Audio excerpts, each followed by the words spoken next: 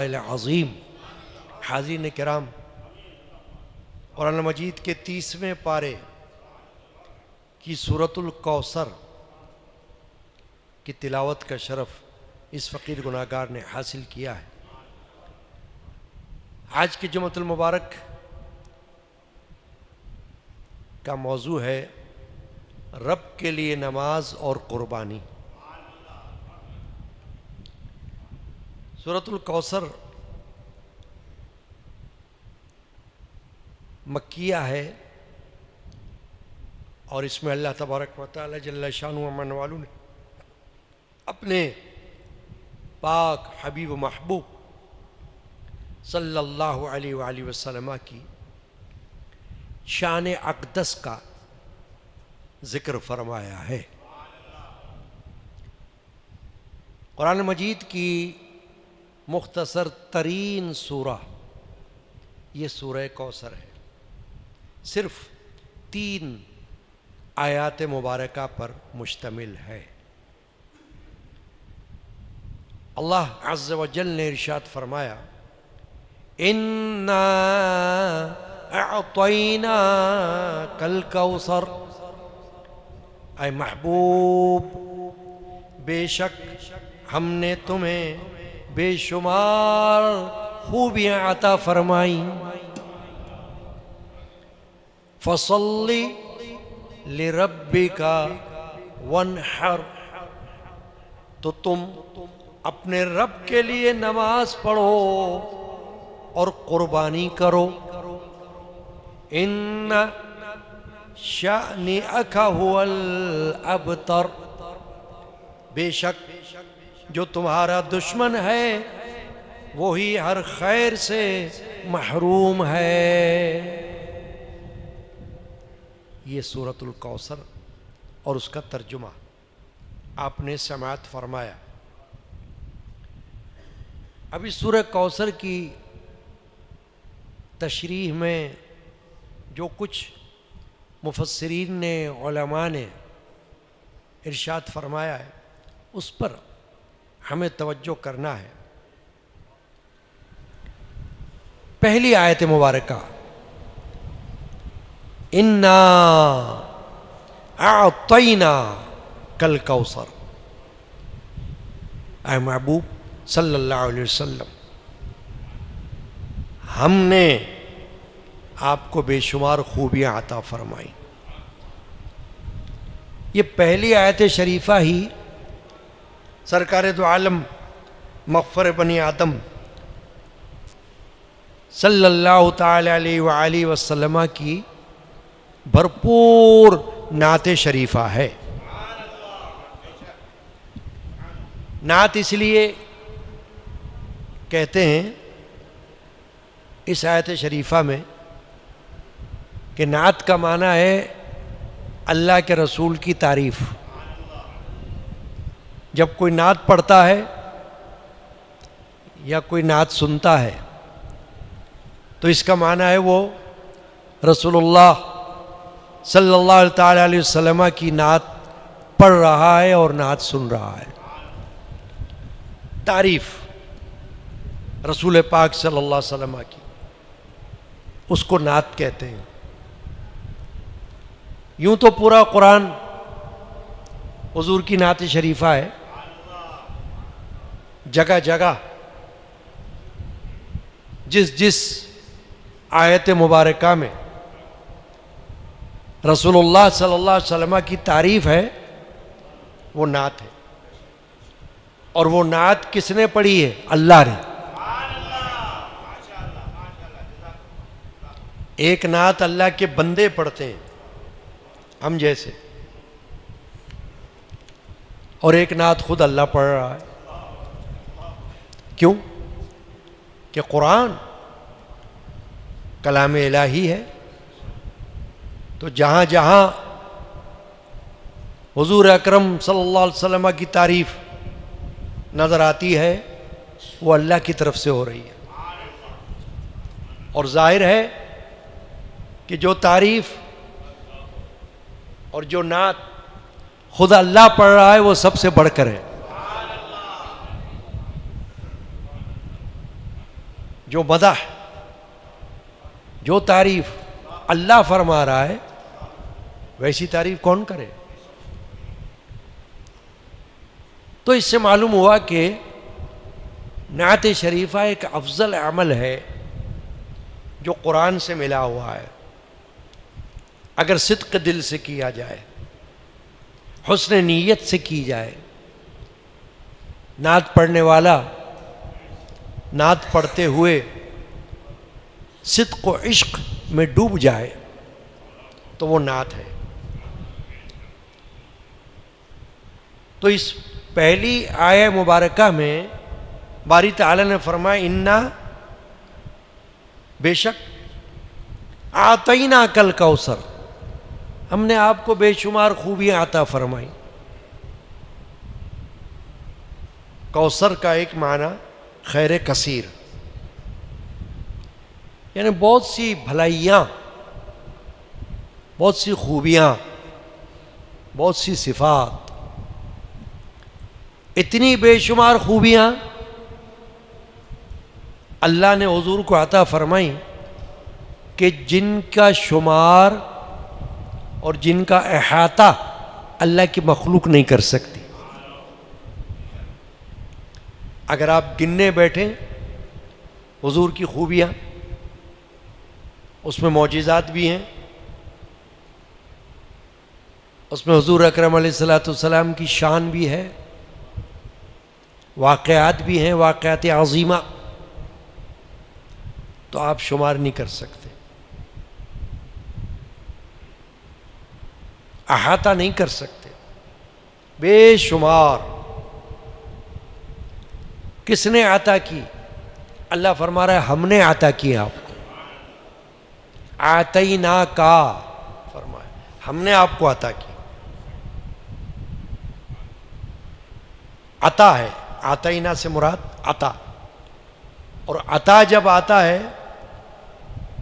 لفظ عربی زبان میں عطا، عطا کرنا، تو عطا سے مراد یہ ہوتی ہے کہ جو خوبی ہم نے آپ کو دی، آپ کو اس خوبی کا مالک کر دیا۔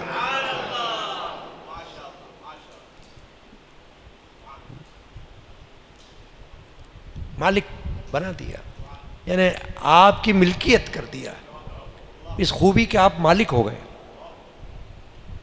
کیا بڑی شان ہے اللہ کے رسول کی، جو خود اللہ بیان فرما رہا ہے۔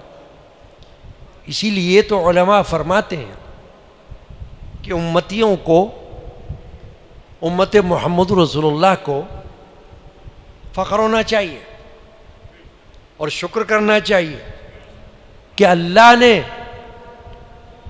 1,24,000 پیغمبروں میں سے ہمیں اپنے حبیب و محبوب کی امت میں پیدا فرمایا۔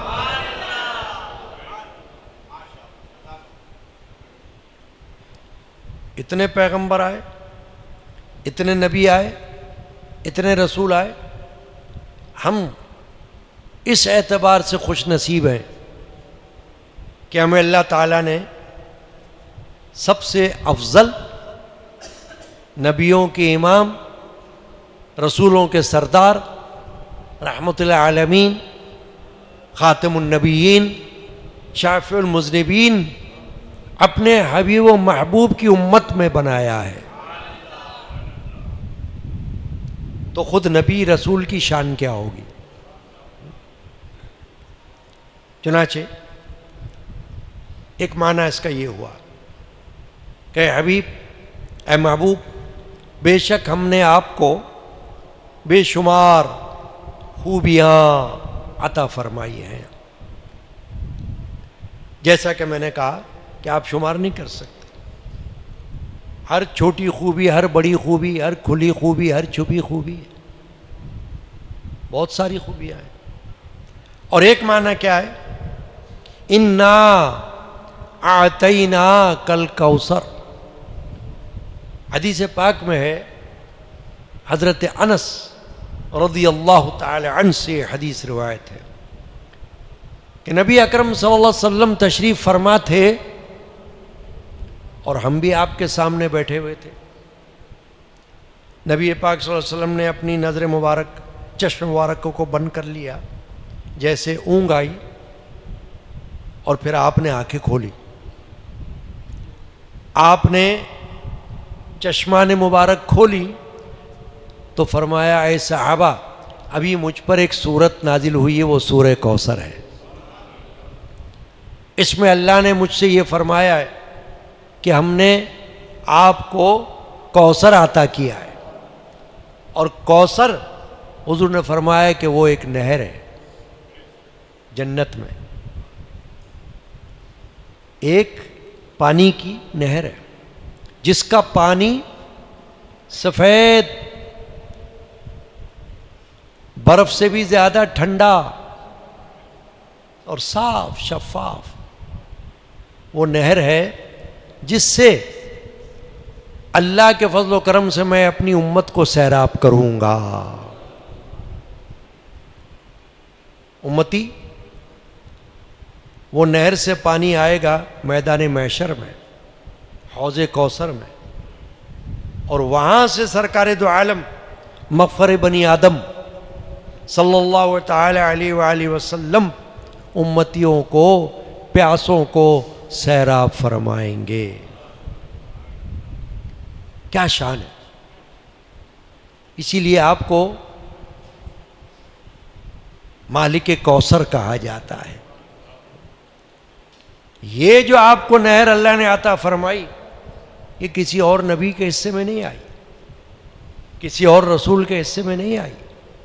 یہ خاص شان ہے رسول اللہ صلی اللہ تعالی علیہ وآلہ وسلم کی، کہ آپ کو اللہ تبارک و تعالی نے ایک ایسی نہر عطا فرمائی جس کا نام ہے کوثر.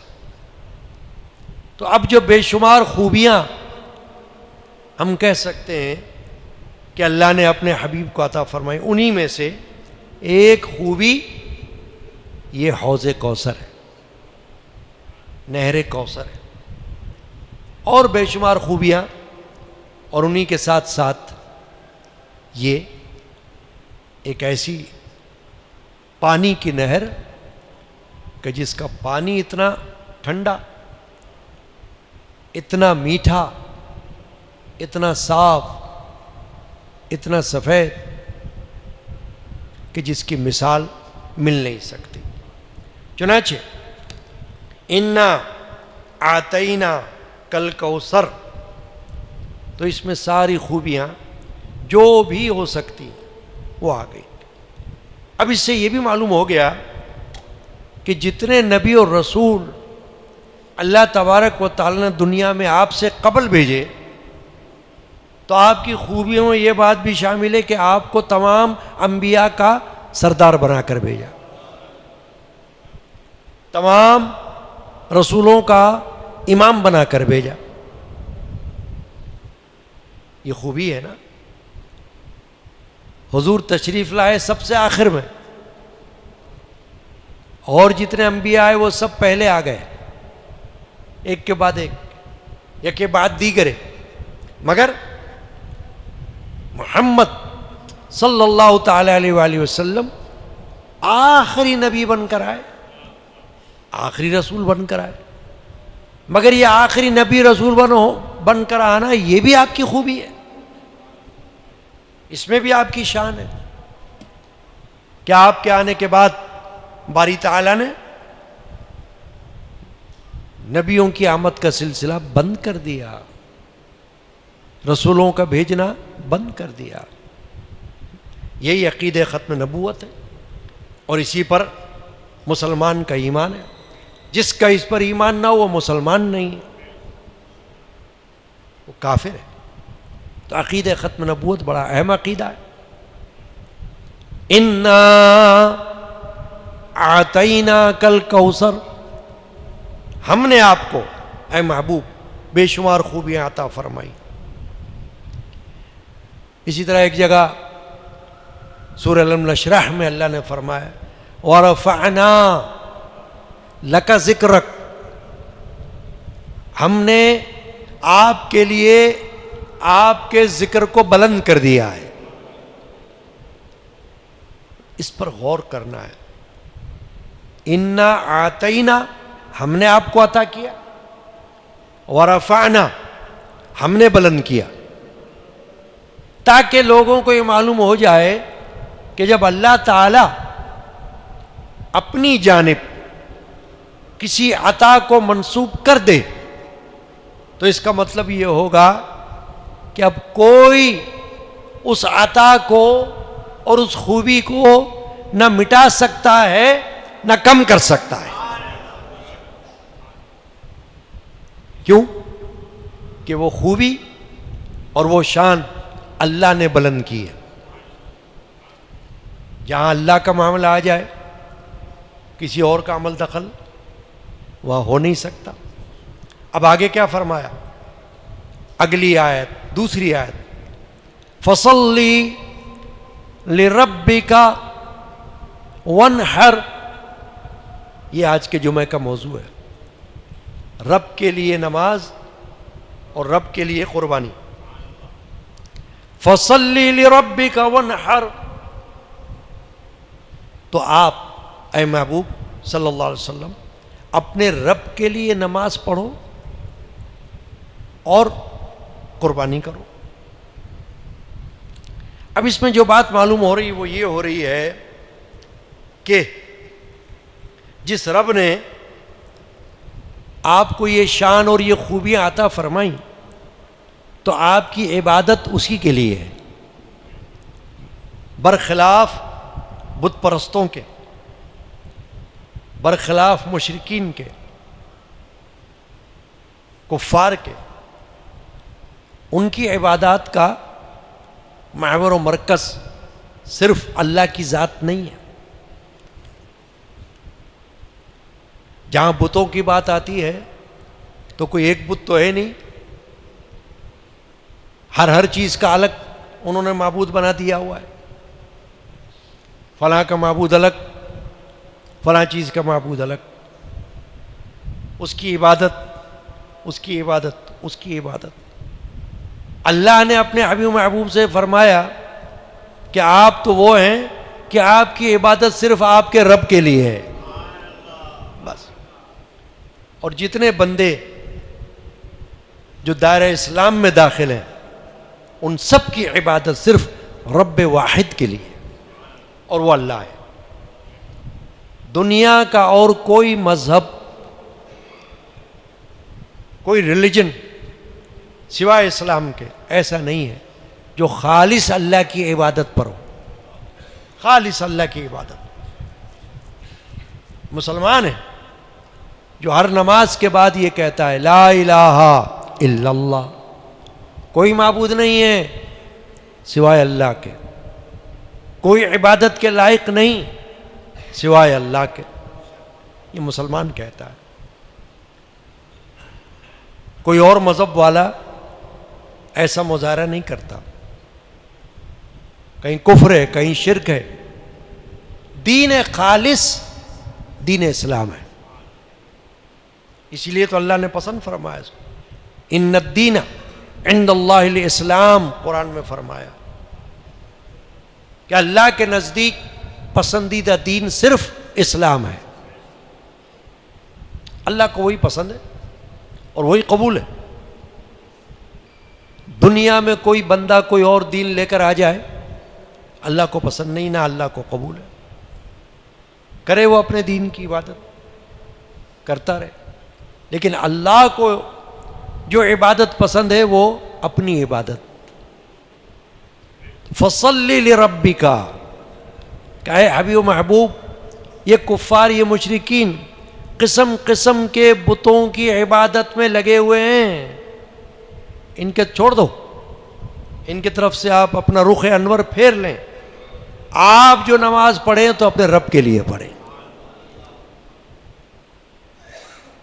فجر واسطے اللہ کے، ظہر واسطے اللہ کے، عصر واسطے اللہ کے، مغرب واسطے اللہ کے، عشاء واسطے اللہ کے۔ نماز جب پڑھی جاتی ہے تو صرف اللہ کے لیے پڑھی جاتی ہے۔ ہاں اگر اس میں کوئی حاجت کسی کو درپیش ہو تو صلاۃ الحاجت ہے، کوئی ثواب کسی کو پہنچانا مقصود ہو تو یہ نیت میں کوئی کہہ سکتا ہے کہ اے اللہ اس کا ثواب فلاں کو پہنچا دے. عبادت صرف اللہ کی ہے، عبادت کسی اور کی نہیں ہے. ثواب میں کوئی بھی شریک ہو سکتا ہے. کل مومنین و مومنات، مسلمین و مسلمات، سب کو شریک کر لیں بھلے. نماز میں، تلاوت میں، کسی بھی عبادت میں ثواب کے اعتبار سے کوئی بھی شریک ہو جائے تو کوئی ممانعت نہیں ہے. ثواب الگ چیز ہے، مگر عبادت صرف اللہ کی ہے. فصلی لربک، جو آج کے جمعے کا موضوع ہے کہ رب کے لیے نماز. اے ابو محبوب صلی اللہ علیہ وسلم، آپ کے سامنے یہ مشرکین طرح طرح کے معبودوں کی عبادت میں لگے ہوئے ہیں. کعبۃ اللہ میں بھی 360 بت رکھے ہوئے تھے سرکار دو عالم صلی اللہ علیہ وسلم سے قبل، اور وہ مشرکین بتوں کی پرستش کرتے تھے. مگر اللہ نے فرمایا آپ کی نماز تو ہمارے لیے، آپ کی عبادت ہمارے لیے. اور اللہ کے جتنے بندے مسلمان ہیں، صاحب ایمان ہیں، ان سب کی عبادت صرف اللہ پاک جل شانہ کے لیے. چنانچہ ایک تو ہو گئی نماز. اب اگلی بات کیا فرمائی؟ فصلی لربک کے بعد وانحر، اور قربانی کر. نحر کہتے ہیں اونٹ کی قربانی کو. اہل عرب میں بڑی تعداد میں اونٹ قربان کیے جاتے تھے، یعنی رواج تھا. اونٹوں کی کثرت تھی، سواریاں بھی اونٹوں پر ہوتی تھی. نبی اکرم صلی اللہ علیہ وسلم کے عہد مبارک میں جو سواریاں تھیں ان میں اونٹ زیادہ مشہور تھا.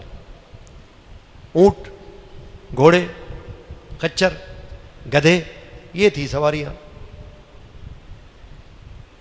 رسول اللہ صلی اللہ علیہ وسلم نے ان تمام سواریوں میں سے سب پر سواری فرمائی. گدھے پر بھی سواری فرمائی، خچر پر بھی سواری فرمائی، گھوڑے پر بھی سواری فرمائی، اور اونٹ پر بھی سواری فرمائی. اور قربانی نبی اکرم صلی اللہ علیہ وسلم نے بکرے کی بھی کی، گائے کی بھی کی، اور اونٹ کی بھی کی. تینوں قربانیاں کی. چنانچہ نبی اکرم صلی اللہ علیہ وسلم نے تو اپنے دست مبارک سے بھی قربانیاں کی. اونٹ کو نہر کیا.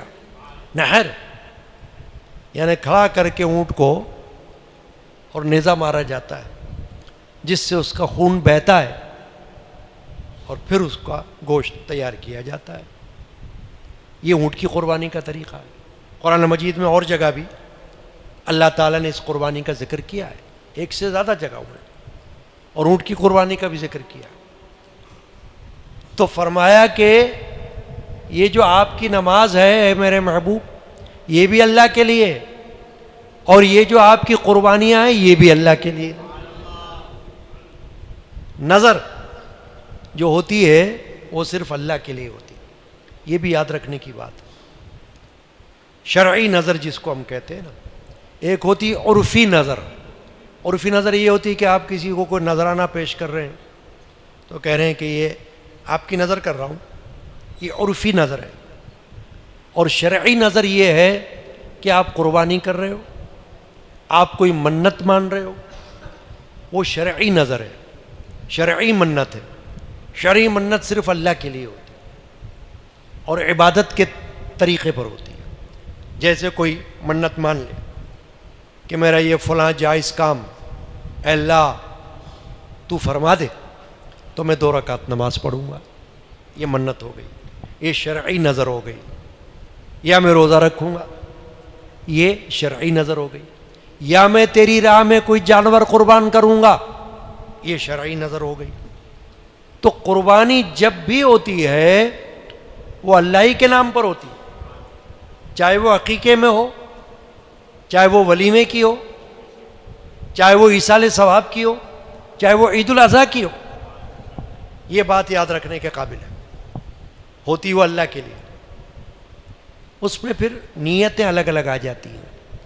جیسے ثواب کے لیے میں نے کہا کہ جب آپ نے عقیقے کا جانور قربان کیا تو جب چھری پھیری تو اس میں جس کا عقیقہ ہے اس کے نام پر نہیں پھیری، اللہ کے نام پر پھیری. بسم اللہ اللہ اکبر پڑھا. آپ نے ولیمے کے لیے جانور قربان کیا تو آپ نے دولہا کا نام نہیں لیا چھری پھیرتے ہوئے، جس کا ولیمہ ہے اس کا نام نہیں لیا ورنہ حرام ہو جاتا جانور. کس کا نام لیا؟ اللہ اکبر، بسم اللہ اللہ اکبر. اس کو کہتے ہیں اللہ کے نام پر قربانی. اور آپ نے ایصال ثواب کے لیے جانور قربان کیا تو بھی آپ نے اس کا نام نہیں لیا چھری پھیرتے وقت جس کے ایصال ثواب کے لیے آپ جانور قربان کر رہے ہو. یہاں تک کہ آپ اگر رسول اللہ صلی اللہ علیہ وسلم کے ثواب کے لیے بھی جانور قربان کر رہے ہو تو آپ رسول اللہ کا نام نہیں لوگے چھری پھیرتے وقت، جانور حرام ہو جائے گا. آپ کہو گے بسم اللہ اللہ اکبر. ہاں، اللہ کے رسول نے ہم کو یہ طریقہ بتایا کہ جب آپ ثواب میں کسی کو شامل کرو تو صحیح بخاری شریف کی حدیث ملتی ہے کہ رسول اللہ صلی اللہ علیہ وسلم نے جب بکرا قربان کیا اور اپنے دست مبارک سے چھری اس کے گردن پر پھیری تو بسم اللہ اللہ اکبر پڑھنے کے بعد آپ نے فرمایا کہ اللہم تقبل من آل محمد ومن امتی محمد، کہ قربان کرنے کے بعد چھری پھیرنے کے بعد آپ نے فرمایا یا اللہ یہ میری آل کی طرف سے بھی قبول فرما لے اور میری تمام امت کی طرف سے بھی قبول فرما لے. ساری امت ثواب میں شریک ہو گئی. اس میں کوئی حرج نہیں، نہ جانور اس سے حرام ہوتا ہے نہ ممنوع ہوتا ہے. صرف یہ بات ہے کہ جب چھری پھیری جائے گی تو چھری پھیرنے والا پڑے گا بسم اللہ اللہ اکبر، دوسرا نہیں. دوسرے کا کوئی وہاں پر اعتبار نہیں، صرف اس کا اعتبار ہے جو چھری پھیرے گا. تو کیا فرمایا اللہ نے؟ فصلی لربک، اے میرے حبیب آپ اپنی نماز اپنے رب کے لیے پڑھیے. ونحر، اور جو آپ نحر کریں گے وہ بھی اپنے رب کے لیے کیجیے، رب کے نام پر کیجیے. ان کو چھوڑ دو، مشرکین کو یہ بتوں کے نام پر قربانی کرتے ہیں، بسم اللہ والعزیٰ کہتے ہیں. لات و عزیٰ بتوں کے نام تھے. تو مشرکین جب اپنے جانور قربان کرتے تھے تو چھری پھیرتے ہوئے کہتے تھے بسم اللہ لات کے نام سے شروع کرتا ہوں، بسم العزیٰ عزیٰ کے نام سے شروع کرتا ہوں.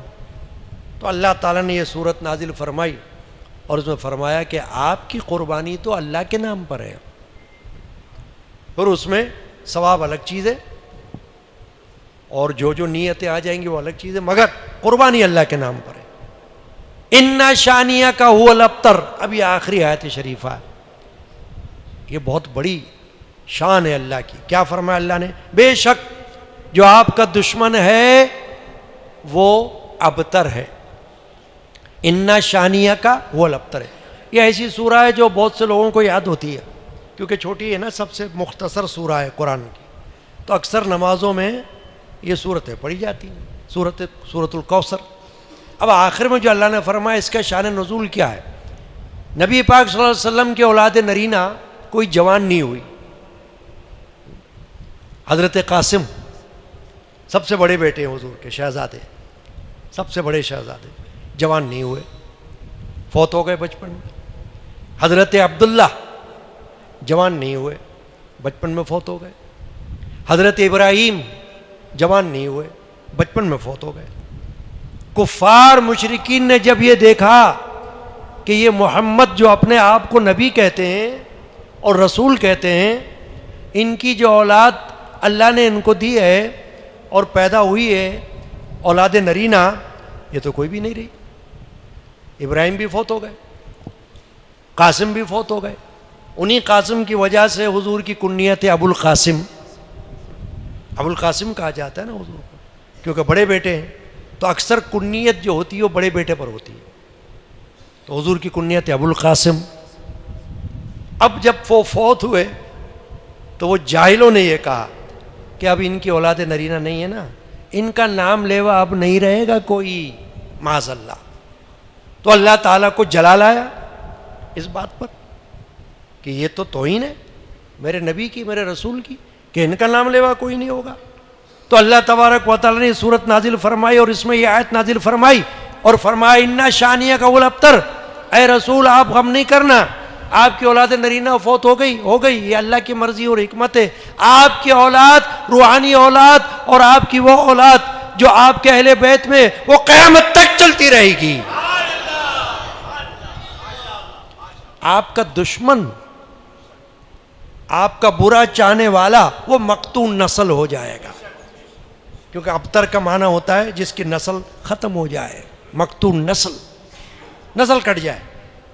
تو اللہ نے فرمایا کہ ایسا نہیں ہے، آپ کی نسل تو جاری رہے گی، اور اگر آپ کی اولاد نرینہ نہیں تو کوئی بات نہیں، آپ کی لخت جگر سیدہ کائنات، سیدہ طیبہ طاہرہ صدیقہ حضرت فاطمہ الزہرا رضی اللہ تعالیٰ عنہ سے آپ کی نسل جاری رہے گی۔ چنانچہ حضور کی نسبی اولاد وہ بھی ہے، اور حضور کی روحانی اولاد، ہم سب حضور کی روحانی اولاد ہیں۔ جتنے امتی ہیں، جتنے مسلمان ہیں، وہ سب اللہ کے رسول محمد رسول اللہ کی روحانی اولاد ہیں، کیونکہ نبی اپنی امت کا روحانی باپ کہلاتا ہے۔ تو حضور کی صلبی اولاد بھی دنیا میں ہے، جس کو ہم کہتے ہیں حقیقی اولاد اہل بیت پاک میں سے، اور حضور کی روحانی اولاد بھی چل رہی ہے، اور اللہ نے ان سے حضور کے نام کو بلند رکھا ہوا ہے۔ صلی اللہ تعالی علی محمد وعلی آلہ وصحبہ اجمعین۔